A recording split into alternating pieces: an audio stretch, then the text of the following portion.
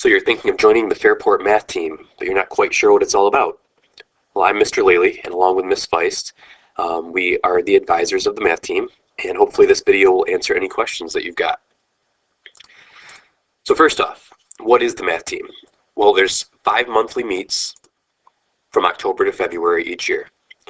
Generally the first one is in Victor, sometimes we go to Webster, sometimes Newark. So they occur once a month after school. We get on a bus and we go compete. The February meet typically is in Fairport, so the last one of the year is the home meet. Some months you get to use your calculator, some months you don't, but we always let you know ahead of time. Each month has 6 categories to choose from. For example, in October, you could choose from order of operations, linear equations and inequalities, area of polygons, sequences and series, probability and statistics, or creative problem solving. Of those 6 categories, you'll only compete in 3 of them.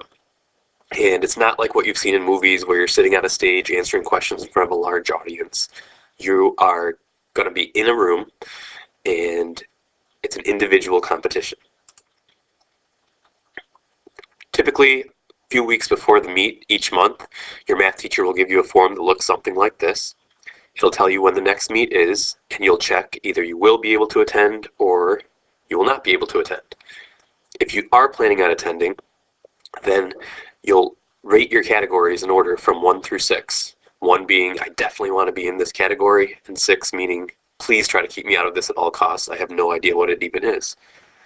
We always do our best to get your top categories, but understand that sometimes the way teams have to work out, you may not get your top 3 choices.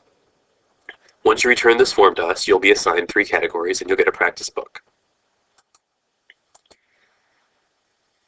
The 3 categories will be indicated on the practice book that your math teacher will give you, along with your team letter, A through F. The A team is our school's top scorers. So I said it's an individual competition because your individual scores are what really drive your standing in the overall league. But our top scorers are all put on the A team because Fairport competes against other schools at the meet, and whichever A team scores the most points is deemed the winner for that meet. If you're not on the A team, don't feel bad. It just means that maybe you haven't competed much before or you don't have a lot of math team experience. You're still going to compete on your own, and your individual scores will count for your own standing. And if you start doing really well and get a lot of points, even on the D, E, or F team, we'll take note of that and potentially move you up to the A team later on. So each category that you compete in has 3 questions. And when your category is called, you'll go to a room where you'll have 10 minutes to answer those questions. Here's an example. If you're in the order of operations category at the October meet, you might get questions similar to this.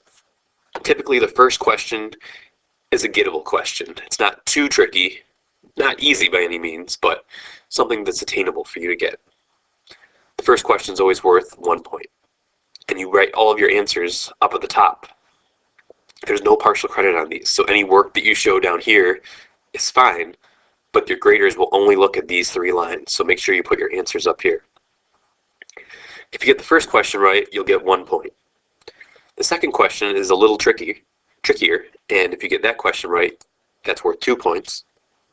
Finally, the third question is supposed to be the hardest of the category, and if you get that question right, you'll get 3 points.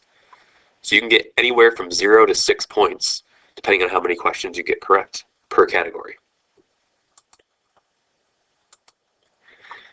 At the end of the meet, you'll receive your score. 18 is a perfect score. Typically, people just starting out might score between 3, 4, or even less. It takes a while to get used to it. But depending on how many points you score, you'll earn extra credit for your math class. If you score 1 to 6 points at the meet, that counts as 1 extra credit point. 7 to 12 points is 2 extra credit points, and 13 to 18 are 3 extra credit points. Now these points will be reported to your math teacher, and they'll be added into your quarter grades as test and quiz points. They're not points added onto your overall quarter average. So for example, if your quarter average is an 89 and you have 2 extra credit points, it's not going to turn into a 91. But it will count as extra credit points added to any test or quiz that you took that quarter. So hopefully it sounds like something you're interested in. If you want to compete, we need a few forms from you. This website, Ms. Feist's website, has a link to all the forms. When you get to her page, if you click on Math Team, you'll see a side link that says Forms. And you can click on all of these and download and print them out if you need them.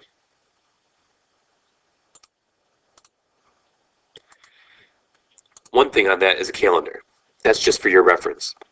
You'll notice before every meet, like here's the first meet this year at Victor, there'll be a captain's meeting and a practice. The captain's meeting isn't something you need to worry about. The practice is totally optional. If you want to see the types of questions that you might have to answer, Ms. Feist and I are available after school the day of the practice just to do any problems or answer any questions that you might have.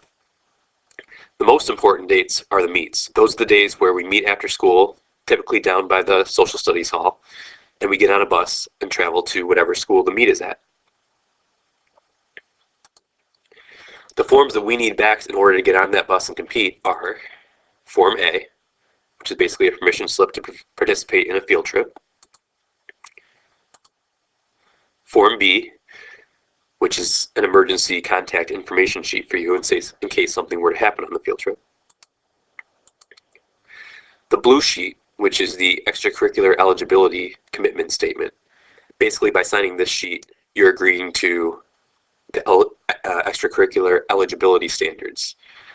We just need the blue sheet back. This sheet's just for your reference. And finally, the meet sheet.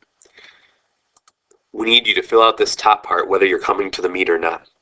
That way we'll have your name, your grade, your current math teacher, and your current math course. If you're in more than one math course right now, only list the course where you want your extra credit points to be added.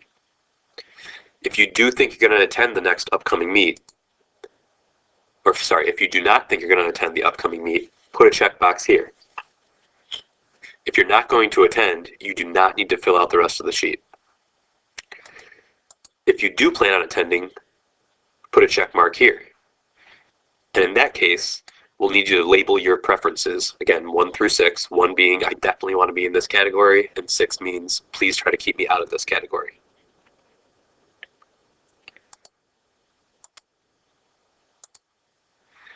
All these forms need to be returned to the yellow folder on Ms. Feist's desk in the math office.